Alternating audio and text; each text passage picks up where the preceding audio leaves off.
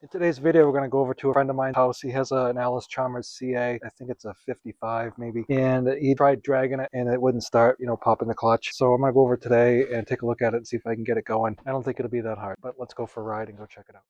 So before we get started trying to get this thing going, let's just take a little walk around, check this thing out. I know this looks like a Henderson loader. Maybe somebody else can chime in here. I'm not real sure, but it looks like a Henderson loader to me. I'm seeing a spin-on filter, and I don't know if that's original or an aftermarket. It seems like it probably had a cartridge like all the other tractors, but maybe I'm wrong. It was built in West Allis, Wisconsin from 1950 to 1958. Original purchase price in 1958 was around $1,900, and they built, about 39,499 of them. This has a 2.1 liter 4-cylinder gasoline engine, and the drawbar claimed horsepower was 18. PTO claimed horsepower was 23, but when they tested it, the drawbar was 23 and the PTO was 26. These had a live PTO and a hand clutch. These were 6-volt positive ground, as was the case with just about everything back then. I might be wrong, but the only 12-volt tractor back then that I can think of was the John Deere Model A. This had the infamous Allis snap coupler, which was just an upside-down 3-point hitch.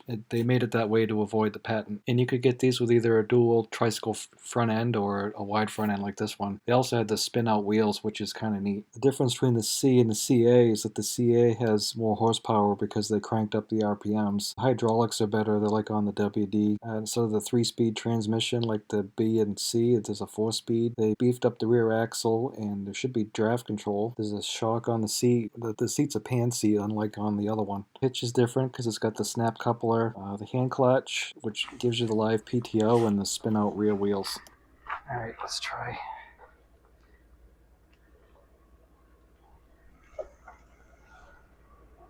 Switch on, throttle, neutral. I've already cleaned the battery terminals and I've rewired coil because that was wired backwards. I tried bypassing the switch and that didn't do anything. Pull these points off. I'll clean out paper real quick. I cleaned the fuel bowl out, put all brand new gas in it, and I made sure the gas is getting to the carburetor. There's still no spark at the coil or the plugs. Clean those up and then I'll be right back. The rotor button was shiny and everything was good and tight, so no wires hanging or anything. Worried at first that the motor was stuck, but I used the crank and turned her over. So we got spark now. Over there, let's switch on, throttle, neutral.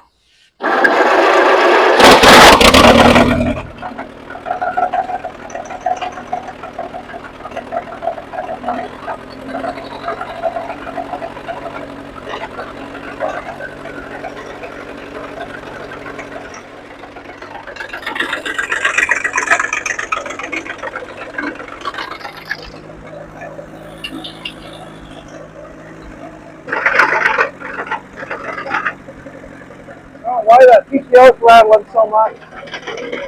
Yeah, rattling? Smells like it's burning oil. Burning oil.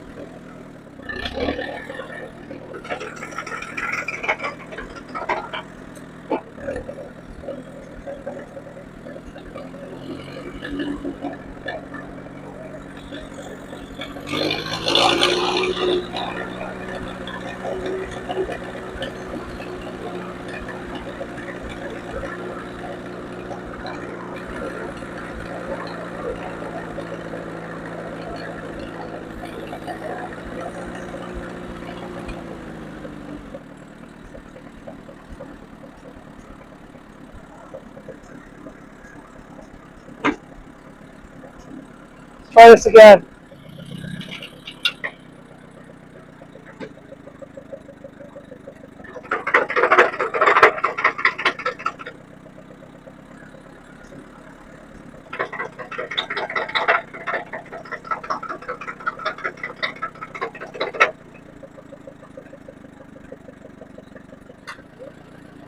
Oh yeah, you dumper.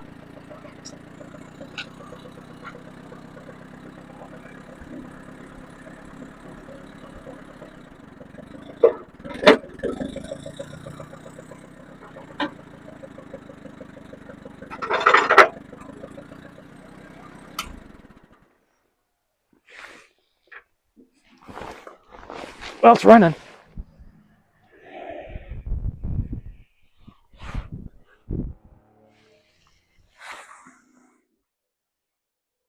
CA35847, and you said what? 56? So what's the code read again? 35847. 35? Yeah. Was it 55? 55.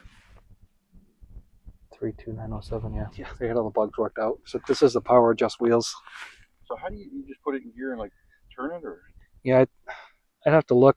I think you have to loosen these up. I know the wheel comes out, right? Yeah. So Looks like they're all the way in, just about.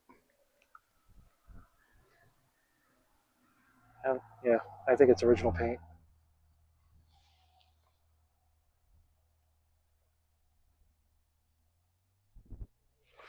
So here's the sequence of events of what I had to do to get it going. He told me he dragged it and it wouldn't start, it wouldn't even pop. So when I got there, we cleaned the battery terminals, cleaned the connections on the cables, dumped the gas, put new gas in it, and then we checked for spark, which we didn't have. So we did a couple half splits things. I ran an extra jumper wire from the battery to the coil to bypass the switch, and that didn't make any difference. So then I looked at the rotor button looked fine. And then the spark plugs looked fine, the cables were fine, all the connections were good. So the next thing I did after that is I popped the cover off points. I don't use emery cloth on points. I know some people do. I don't use anything but just regular like notebook paper just to run it through. I've always had success just using regular paper. I don't think you should use emery cloth or sandpaper on points. I think it's a bad idea. Regardless, clean the points up, clean the rotor button again, and put it all back together. Hooked it up to a booster because the battery was obviously garbage. It wouldn't hold the charge, and then we got it to go. Hope this was a fun little video. I mostly just wanted to go look at an Allis Chalmers. So I appreciate you watching, and I'll talk to you next time.